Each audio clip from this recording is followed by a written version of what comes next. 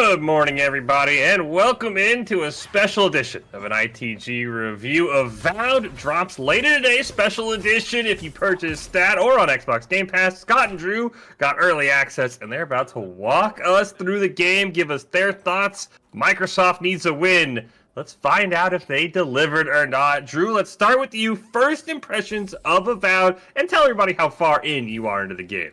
I am 82 hours, I want to say, into the game. First impressions, very, very strong.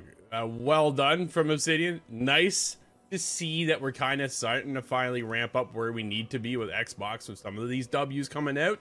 Is it a full, complete win? I'd say yes. It is not perfect, but there are a lot of starring moments in here, from the characters to the world design, level design, and the conversations that carried me through into those 82 hours. Have I completed the game? No.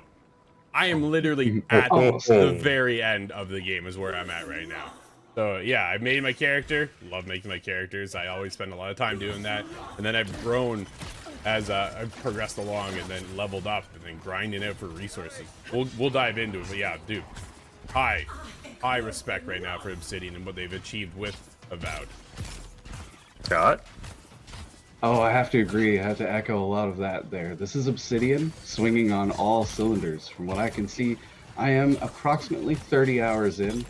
I have to say I would love to put more extra time into it because it did really grab me. And I'll be playing more right up to the very end, but it's interesting because I kind of sped past where Drew was, and then he's shotgunned way further than me now. But I'm hooked into that loop because this is Obsidian at its strongest. This is something where you jump into this world, and it's something that's slightly familiar, being a Pillars of Autumn game, or Pillars of Eternity game. Pillars of Autumn, there's a throwback. But it's interesting because you get in and you realize just the depth that there is. Every single part of this game has so much depth, and I spent time just sitting around the campfire listening to my companions speak to each other because it gives you a lot of the lore.